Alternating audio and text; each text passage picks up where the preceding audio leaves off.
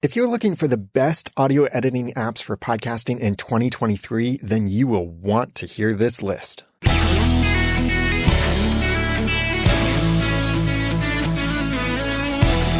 Thank you for joining me for the Audacity to podcast. I'm Daniel J. Lewis. Whether you're just starting your podcast or you've been podcasting for a while, you might find some things easier by using better tools.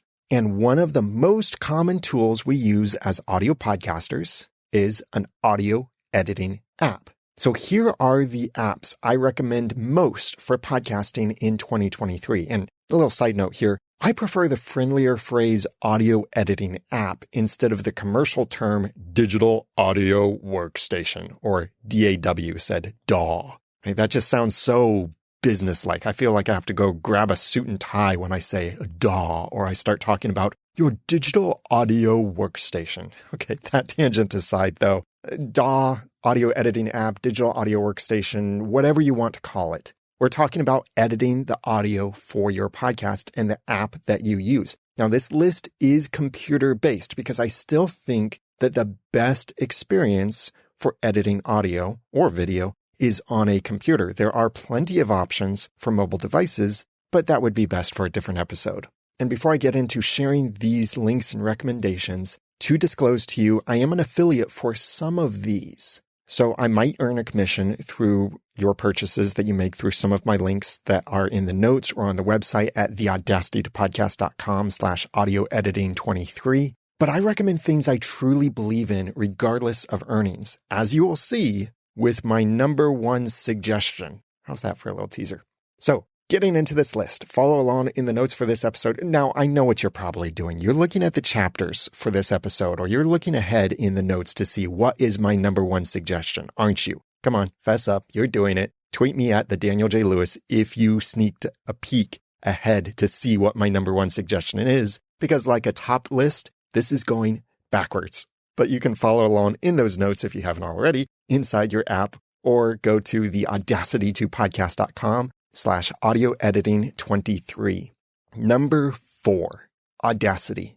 I suspect that most podcasters have used Audacity at some point or even still do. Audacity has been a staple in audio editing because it is capable, and maybe what keeps it most popular, it's free, completely free, like free lunch. You can use Audacity for years for free and pay nothing. They used to accept donations for Audacity, and I have donated to support the development of Audacity. But since it was acquired by the Muse Group, they no longer even accept donations. I don't know if they may someday charge for certain upgrades or features, but right now, everything at the time of this recording in early 2023, everything you see in Audacity that is regularly improving is completely free. And I recommend Audacity exactly because it's free and yet still very capable. Unlike GarageBand, which is free on macOS, Audacity sticks to conventional audio editing tools and principles. These conventions make it easier to learn audio editing on Audacity and then later move up to more advanced software. And plus, the latest versions of Audacity since being acquired by Muse Group are making huge leaps forward in improving the software. So no longer is it a completely destructive editor. It's now a non-destructive editor. So that means if you clip something, if you do a fade or certain other things, that doesn't permanently affect your audio. Even some of the effects are now in real time or non-destructive. That's fantastic. Audacity is getting really good. This is why I did an episode about it, link in the notes, about the innovations that Audacity is seeing and improvements. And I'm not talking about industry-breaking innovations, but things that more professional software has that are now coming to Audacity for free. And Audacity runs on macOS, Windows, and Linux. If you want to try Audacity, I have a link to it in the notes, a tap or swipe away, or at theaudacitytopodcast.com/audioediting23. That's number 4 on my top list. Number 3, Adobe Audition. Several years ago, I forced myself to move up from Audacity to Adobe Audition, and I found it significantly improved my workflow. There were several things that Audition made faster or easier for me, and yet there were some things Audition couldn't do that Audacity did. However, many of those things might be moot at this point because that was several years ago that I made that switch, and I haven't really looked back since then. Audition is premium software that comes at a premium price, and unfortunately, that is only a subscription price. And this is where you might gasp. That is currently $31.49 plus tax per month without a contract, or $239.88 per year, essentially $19.99 per month. That's the best price, and that's plus tax as well. So $240 per year, that's a lot. I won't pay that, and I don't think you should either. However, if you are a slave to Adobe Creative Cloud, like I am, then you already have Adobe Audition along with all of Adobe's other software in the complete subscription suite for $599 per year, about $50 per month plus tax. I already then pay for Adobe Audition, along with Photoshop, Illustrator, InDesign, Adobe Fonts, Premiere Pro, Lightroom, and After Effects, all other apps that I use in my business and production process. And it's because I'm already paying for it that I use Adobe Audition. And that was a big reason that inspired me to try Adobe Audition, because I realized I am already paying for this, so I might as well give it a try since I'm paying the price to use it, along with all of these other apps. And my audio producer, John Buchanan, also uses Adobe Audition now. But if I didn't need the rest of Adobe's apps, and believe me, I think about this so often, I would switch to my number one podcast editing app in a heartbeat. Come on, you probably already know the spoiler of what that number one is, but I hope you haven't peeked ahead. That will be in a moment. At $240 per year, essentially, plus tax, I think Adobe Audition is too expensive for most podcasters unless they already subscribe to Adobe Creative Cloud. So if you can afford it, then I think Adobe Audition is one of the best audio editing apps you can use. And Adobe is leading the way in certain innovations and might bring some of those features to Adobe Audition right there inside of your digital audio workstation or audio editing app. Adobe Audition runs on macOS and Windows, and they do offer a free trial if you want to play with it, see how it works for you. I've got a link to that in the notes at the audacity2podcast.com/audio editing 23. Moving on to number 2, Descript. A few years ago, I got to meet the team behind Descript when they were exhibiting at the Podcast Movement Conference. I loved their idea, and I expected big things to come from them.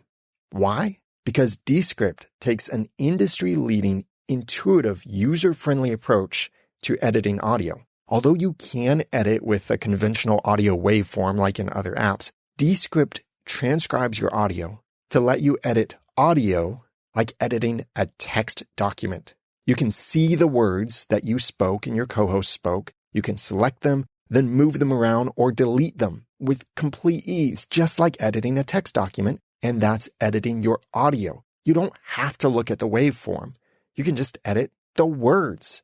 That's so much easier. There are also several options for significantly improving the audio of low-quality recordings by leveraging the power of artificial intelligence inside of Descript, and it produces some really good results. On top of that, Descript now lets you edit video with the same text-based simplicity. This is fantastic, very easy, industry-leading. I really like Descript. That's why I've given them the number 2 spot on my recommendations for top podcast editing apps for audio in 2023. There is a very limited free plan, so you can try out Descript without paying anything and maybe even use it depending on how long your podcast is. After that, the pricing starts at $144 per year for longer recordings and extended features. And $144 per year, I think, is a pretty good deal, especially since you're also getting the ability to edit video with the same kind of tools. Descript is browser-based too, so it will work on nearly anything. If you'd like to try Descript for your podcast, I have a link in the notes, a tap or swipe away, or at theaudacity2podcast.com/audio editing 23. Before I get to number 1, a couple honorable mentions. First, Reaper. Although I've never personally used it, I see a lot of podcasters highly recommend Reaper as a great upgrade from Audacity. Reaper is a conventional audio editing app, but it seems to me like its user interface is stuck in a past decade, or intended for only people who are extremely comfortable editing audio. Like I know some super professional, super advanced audio engineers, not just podcast editors, but audio engineers who use Reaper and will swear by it.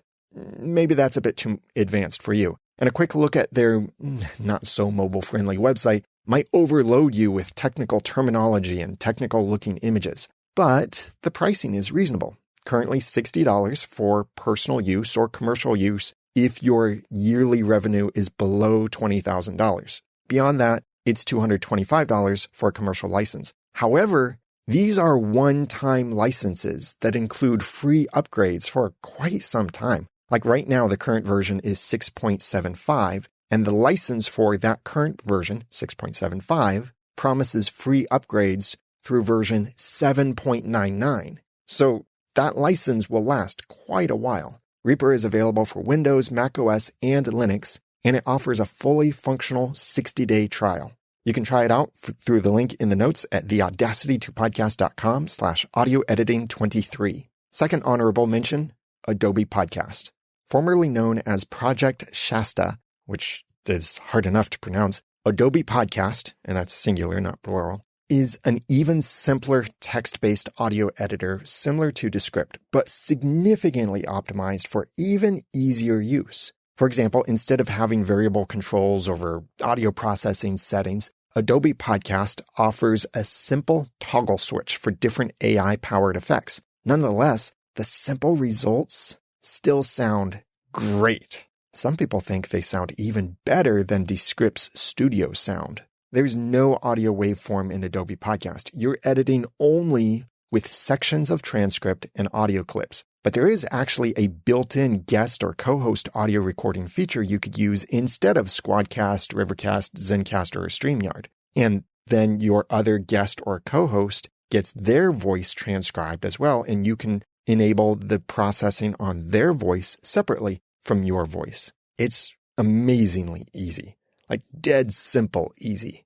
Adobe Podcast is currently in beta that you can request to try for free. So it's free now. We don't know exactly what the pricing will be, but I expect it will be included in the Adobe Express subscription, which offers a limited free plan and an expanded premium plan for only $99.99 per year, plus tax. And like the Adobe Express tools, which are really good, Adobe Podcast will probably be included in the more expensive Creative Cloud subscription as well. So if you're already paying for Adobe Creative Cloud, you'll get access to this super simple option as well. I'm really looking forward to how Adobe Podcast improves and how Adobe might bring some of these great features from Adobe Podcast into their more advanced apps like Audition and Premiere Pro, so that while I'm there doing more advanced kind of work inside of Audition or Premiere Pro, I can just enable the Adobe Podcast feature and do that one-click, single toggle kind of thing to instantly improve the quality of my audio or video. Adobe Podcast is also browser-based, so it should work on almost anything. If you want to try it, then go to theaudacitytopodcast.com/audioediting23. And now for my number one suggestion for editing your audio podcast, Hindenburg, formerly known as Hindenburg Journalist. While Hindenburg initially looks like many other conventional audio editing apps, and I think that's a good thing, I've recommended it for years because it contains extra features designed specifically for editing spoken word content, which is exactly what nearly all podcasts are. So you'll find intuitive features like automatic loudness normalization for every clip you drag into the timeline, a handy clipboard, which is great for audio branding clips and bumpers and clips that you'll use in your podcast, and even text-based editing features coming in Hindenburg Pro 2. So those Descript and Adobe Podcast-like editing features will be in Hindenburg Pro 2. And I think that puts all of this together in such a fantastic package. I also expect Hindenburg to be the first to support Podcasting 2.0 features natively inside of the audio editing experience, like better podcast chapters, which it already supports podcast chapters, but I mean even better Podcasting 2.0 chapters, exporting to the transcript tag, and more. Plus, Hindenburg offers a perpetual pay-once license, or at least once per significant version, which I think is totally fair. It's currently $99 for Hindenburg Lite, or $399 for Hindenburg Pro. Or you can subscribe to Hindenburg Pro for $120 per year, and that will include upgrades for as long as you maintain your subscription. Keep in mind, this pricing might change with Hindenburg Pro 2 when that comes out. And they do also sometimes offer really big sales around significant radio and podcasting events. So keep an eye out for that. I send out notifications for podcasting deals like this over at podcastingdeals.com, and that links to an email notification list, Twitter, Facebook, and even a subreddit if you're interested in following along and finding great deals on podcasting resources and tools. That's at podcastingdeals.com. Back to Hindenburg, it's this combination of conventional editing, podcasting-focused benefits, and flexible pricing options that lead me to recommend Hindenburg as the best podcast editing app. And I don't even, at least currently, earn any commissions from recommending Hindenburg. And I've been recommending them for years, and I keep asking for years for an affiliate program, and I will update my links if they ever offer an affiliate program. But I don't get paid anything for recommending Hindenburg right now. And it is my number one recommendation because it is so good. And if I wasn't already paying for Adobe Audition, I would immediately switch to Hindenburg. And believe me, I consider it anyway quite often. Hindenburg runs on Windows and macOS. And if you'd like to try it out, click the link in the notes, which might someday be an affiliate link, but it's unfortunately not an affiliate link yet. So I earn nothing by your trying out Hindenburg. But if you'd like to try it, get the link in the notes a tap or swipe away, or at theaudacity2podcast.com/audio editing 23. Now, before you jump out and buy one of these apps, you need to think about when and why you should upgrade. And I've done an episode specifically about this question, when to upgrade your podcasting tools. I have the link to that in the notes for this episode as well. In short, upgrade when the new solution provides something you actually need that you don't currently have. Maybe that's solving a problem. Maybe that's making something faster or easier for you so you can focus on what's more important. In most cases, upgrading will not improve your audio quality, but the upgrade could make it easier to get better audio. For example, the AI-powered sound enhancement currently from Descript and Adobe Podcast, and maybe from Hindenburg Pro in the future, can give you results that rival spending hours learning to use and then fine-tune compression, equalization, gating and expansion, noise and reverb reduction, and more, and hundreds of dollars in other software like Isotope RX and such, when that can all be replaced with a simple toggle switch. So it might not necessarily give you better quality, but maybe at your skill level or at your interest in honing your skills or investing the time and money into better tools, maybe a simple toggle switch will do it better for you, since you might not have the skills or the time or the money to do all of that manually yourself.